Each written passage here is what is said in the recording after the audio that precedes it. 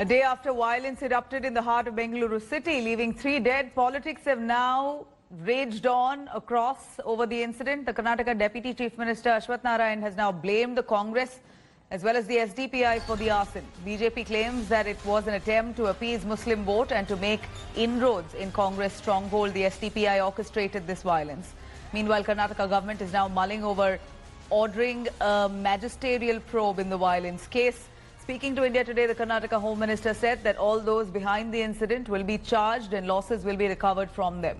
Former Prime Minister H.D. Deve Gowda there will address a briefing at 12:45 p.m. today over the violence. So far, 145 people have been arrested after the city witnessed widespread arson, vandalism and attacks on police station on August 11th. Section 144 is still in place in Bengaluru. Violence erupted in Bengaluru over a derogatory Facebook post which was posted by a relative of a Congress MLA. The MLA's house was also vandalized. Road dead end right andre idu fire naditidala.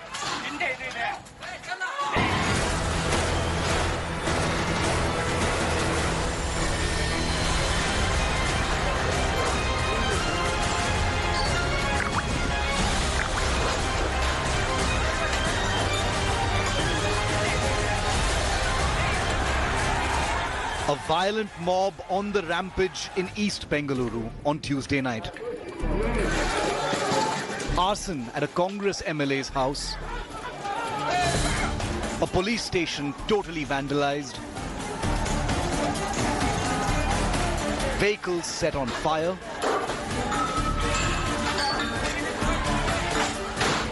The trigger, an alleged offensive Facebook post on a particular community. At around 9:30 p.m. on Tuesday, MLA Murthy's house in KJ was torched because the social media post was allegedly put up by the Neta's nephew.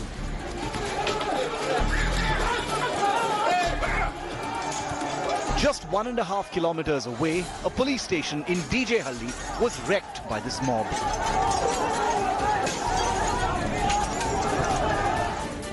Around 10 to 15 police cars were set on fire.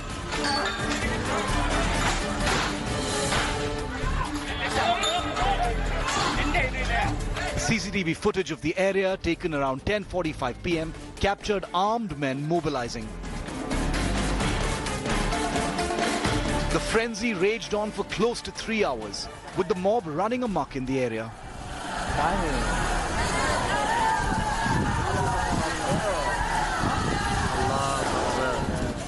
Post-midnight, the local police got permission to open fire as violence continued to escalate. Police opened fire, killing 3 in the mob.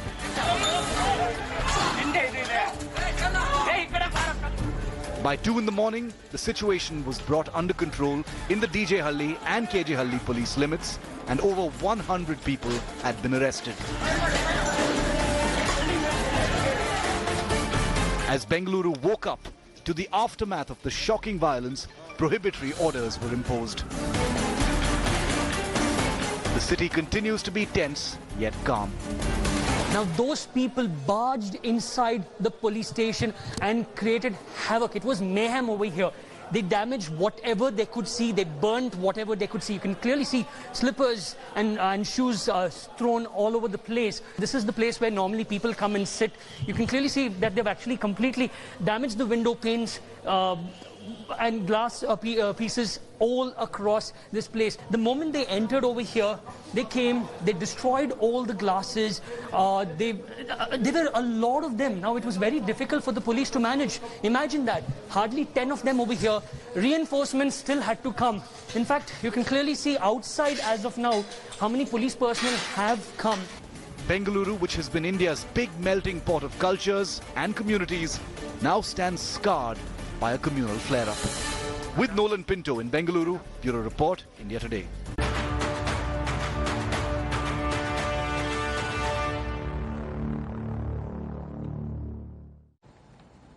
Now, Bollywood late actor Sushant Rajput had big plans for 2020. India Today, in fact, has accessed pages of Sushant's diary, which he had written between 2018 to 2019, and it reveals that the late actor's plans about films and his career growth were quite big. He also mentioned about his sister Priyanka in that diary. Here's what we found.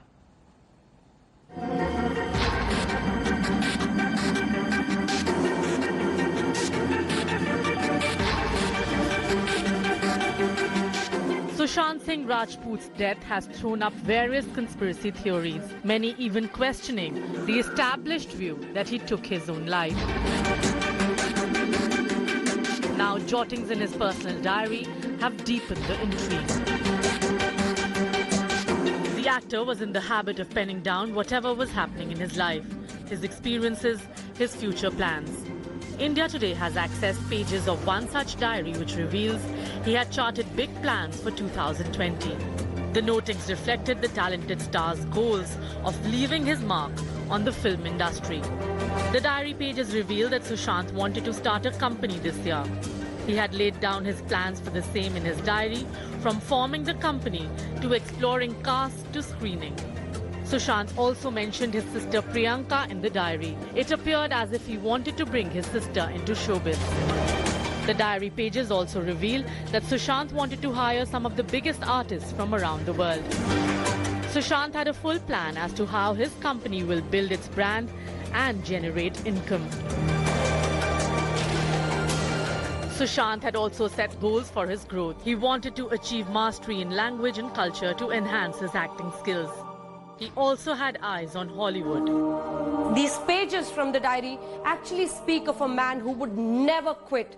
The big question that the diary and its written document leaves behind is, how could a very, very interestingly involved man in his films, who was planning every sequence, every stage of his life, who was planning for the year 2020, suddenly becomes so depressed? What is this entire story of the pre-Ria and the post-Ria phase? Anjana Kashyap for India Today. Now, politics over Sushant's death case is heating up. Amid demands of CBI probe into the case, NCP Supremo Sharad Pawar has expressed full faith in Mumbai police and questioned the attention that actor Sushant's suicide has really garnered. Sharad Pawar there has said that while the actor's suicide was saddening, no one was really speaking about the suicides committed by farmers. The NCP chief also called his grandnephew Parth Pawar's CBI probe demand in the case as immature.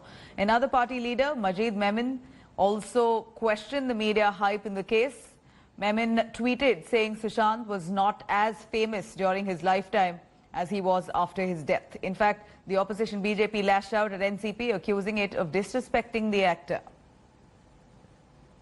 माझा महाराष्ट्र पोलिसांच्या पूर्ण विश्वास आहे आणि एवढे करून कोणाला वाटत असेल तर CBI वगैरे आणखी कुठली एजन्सी वापरायची असेल तर मी काही त्याला कधी विरोध करणार नाही. याच्यात त्याच्या पाठीमागचा हेतू काही मी काही सांगू शकत नाही. पार्थ पवार यांनी सीबीआयची मागणी केलेली आहे. आपले नातू पार्थ पवार यांनी सीबीआयची मागणी केलेली आहे. माझ्या नातूच्या बोलण्याला कवडीची किंमत आम्ही देत नाही, ते इमॅच्युअर आहे. परंतु CBIच्या बद्दलची जर चौकशी कोणाला करायची असेल, मी स्वच्छ सांगितलं, माझा महाराष्ट्र मुंबई पोलिसांवर 100% विश्वास आहे. And while politics continue to brew over the death of Sushant, here comes the appointment of Aaditya Thackeray as the chief of Maharashtra's Padma Award Committee. And his appointment hasn't gone down well with the opposition leader. In fact, the BJP has questioned Aaditya Thackeray's age and experience to lead the panel, which will suggest names for Padma Awards. In fact, the opposition, while hitting out at the Maharashtra government, called the decision as unconventional and raised Sushant Singh's the case link, to oppose Aditya's appointment here.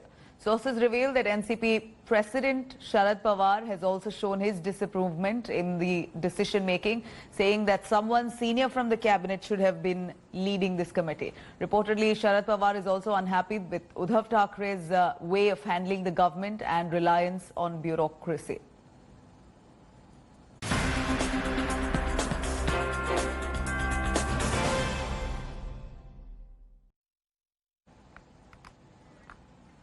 Now, shocking details continue to tumble out in the Chinese hawala racket worth over 1,000 crores. Agencies have swung into action. Now, the Enforcement Directorate will also step in to probe the Chinese hawala nexus. India Today has accessed more details and modus operandi of the racket kingpin Luo Sang, who is a Chinese national. Luo Sang ran at least 5 companies as operating director under his Indian identity, controlled them as a majority stakeholder.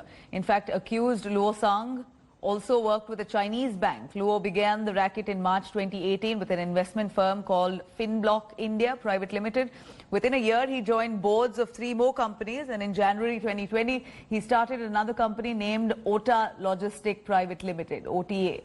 Interestingly, an Aligarh-based director named Rahul Kumar has also been on board with the main accused in 3 companies and also Sang's transport and travel-based company.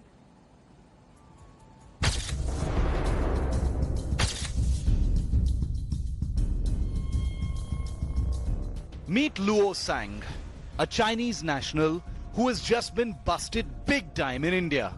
Caught running a hawala racket worth over 1,000 crore rupees. With a fake passport, a fake Indian identity and an insidious modus operandi, he had infiltrated India in every sense. And now he's been caught by income tax agents. Of course, you're wondering what he did and how he did it. So let's get straight into that. Firstly, Luo Sang went by the name Charlie Peng in India, acquired a fake Indian passport from Manipur in a clear attempt to pass off as someone from the northeast, and went on to be kingpin to a massive hawala racket on Indian soil. This man has been caught operating a string of dummy bank accounts, shady shell entities, and a well-polished money laundering operation. Let's tell you how he operated without detection for so long. He's been caught transacting a staggering 3 crore rupees daily via hawala, with senior bank employees of Bandhan and ICICI banks found to be part of the nexus. The IT department has found transactions to the tune of a staggering 1,000 crore rupees. Sitting pretty on Indian soil, this Chinese national operated more than 40 bank accounts created in the name of various dummy entities. Evidence of foreign hawala transactions involving Hong Kong and US dollars have also been unearthed. Working on a tip-off, the Income Tax Department carried out searches at 21 locations in Delhi, Ghaziabad and Gurugram, finally finding him and arresting him. Donning multiple identities, Luo Sang was arrested before by the Delhi police in 2018 and was later released on bail. In order to hoodwink agencies, he switched identities at will and acquired multiple Aadhaar and PAN cards. With India in a standoff against China in eastern Ladakh, and the Modi government taking punitive measures against Chinese companies, the uncovering of this new deep hawala infiltration comes as a deep shock. The bigger question now is whether Luo Sang, alias Charlie Peng, was acting alone or part of a deeply embedded racket. With Arvind Ojha in Delhi, Bureau Report, India Today.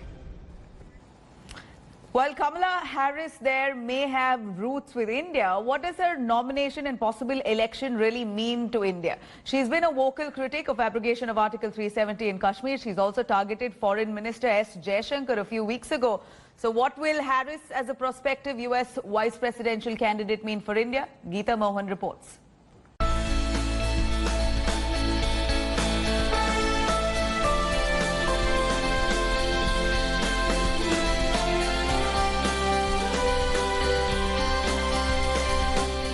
Kamala Harris's nomination by Joe Biden to be his running mate in the US presidential elections is a historic moment for America as well as India. She's the first person of Indian descent to vie for the second topmost post in the country, with even a chance of running for White House in future. But good as it may sound, the Democratic nomination will be watched closely in New Delhi. The senator has been a vocal critic of the Narendra Modi government's decision to repeal Article 370 in Jammu and Kashmir. So often when we see human rights abuses, whether they be in this country or around the world, the abuser will convince those that they abuse that nobody cares, and that nobody's watching, and that nobody's paying attention, which is a tool of an abuser. And so that is part of what I would say. We are watching. Harris's relatives in India say the American senator is a strong advocate of human rights. She has got a strong sense of what I told you, public service, public rights, human being, human rights. Even if she's of Indian extraction, if she feels there's anything in India which impinges strongly on civil rights of Indian citizens, because of either, like in states happening because of the color or ethnicity like Latinos, if it happens in India, she will speak out loudly and clear. Kamala Harris has also targeted External Affairs Minister S. Jaishankar a few months ago. She had criticized Jaishankar's refusal to meet Pramila Jayapal, who had introduced a resolution in the United States Congress urging India to lift communication restrictions in Jammu and Kashmir. When PM Narendra Modi wowed America with the Howdy Modi event in Texas, Kamala Harris's absence was noticed. The event was seen as an endorsement for President Donald Trump. Now, many foreign affairs experts warn Democrats could become cold to Indian interests if they were to win office.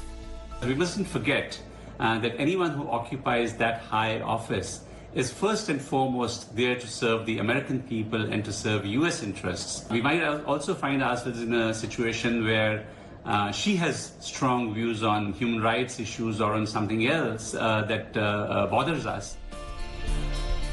But on immigration and visa rules, Harris might be better than the current administration. Last year, Harris was a lead co-sponsor for legislation to increase the number of green cards that could go to countries like India and China.